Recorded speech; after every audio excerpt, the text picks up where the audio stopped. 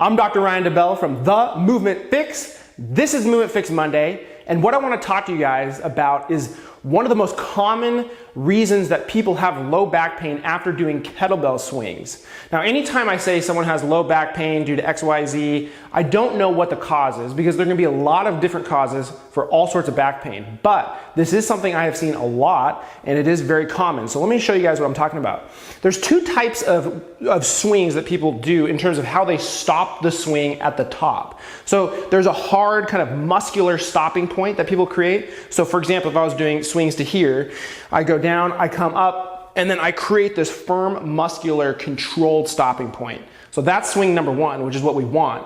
The second type of stopping mechanism that people have is sort of this sagging into the joints of their back stopping. And so what that would look like is the person swings, and then when they get here, they sort of lean backwards a little bit, or if they're going all the way overhead, they go up and they sort of push their hips forward. Now, at first glance, you may not see it, or you may not realize that that can be an issue, but here's what's happening in the back. So imagine this person's doing a swing, and they go down and they come up, and then nothing happens at the spine at the top when they're creating that firm, solid end point using the muscles of their body, versus the person who goes down and then they come up and then they let this little through the joints happen. And hey, maybe that isn't a big deal after 10, 20 reps, but if you're doing a lot of swings, hundreds and hundreds, this little extension here can add up over time. Now, it just so happens with a kettlebell swing, and there's been some research to show this, there is an extension created there because when you're swinging, there's this angular momentum that kind of goes in a circle and pushes you forward. So unless you're creating a firm stopping point using the muscles, that is likely to happen.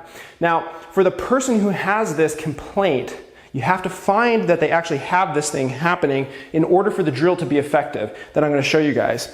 Now, in order to do the drill that I'm going to show you, which is teaching someone how to create arm motion like the top of a swing while they create stiffness here, we have to have that person get into their neutral back position. And the best way, of course, to do that is getting in the cat camel. So we just go down here on all fours, and I'll have the person round and extend and kind of find where their end ranges are, and then put them into what I feel like is roughly their neutral, which for a lot of people is not here, but a little bit more here in the low back.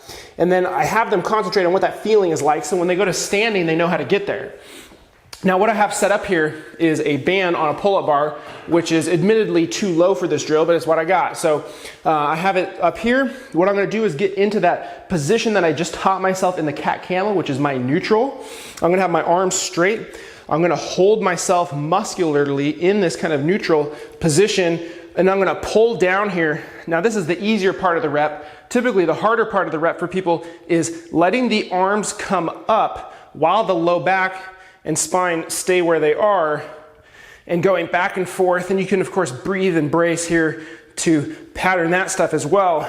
But for a lot of people, when these arms come up, they really want to lean back here because that's their tendency on how they do the swing like this. And so we're trying to break up this lumbar extension and hip extension with shoulder flexion movement so that the movement just happens in the shoulders at the top without this other stuff occurring. And so, you know, you may have to do 10, 20, 30, 40, 50, 1,000 reps here to break up that pattern of movement. You know, it's not even so much about how hard it is in terms of resistance, but having some resistance while you are coordinating these movements together. So after we do some of that, you can go back to the swing and get them to kind of create that same feeling where they're tensing up here while the arms ride up. So, hey, you know what? Like I said before, there's never just one cause of low back pain. I hate saying that do XYZ for back pain because there's so many different types of back pain. However, in this case, for a kettlebell swing with this type of thing, this can be effective. So make sure you are applying the right thing to the right person at the right time.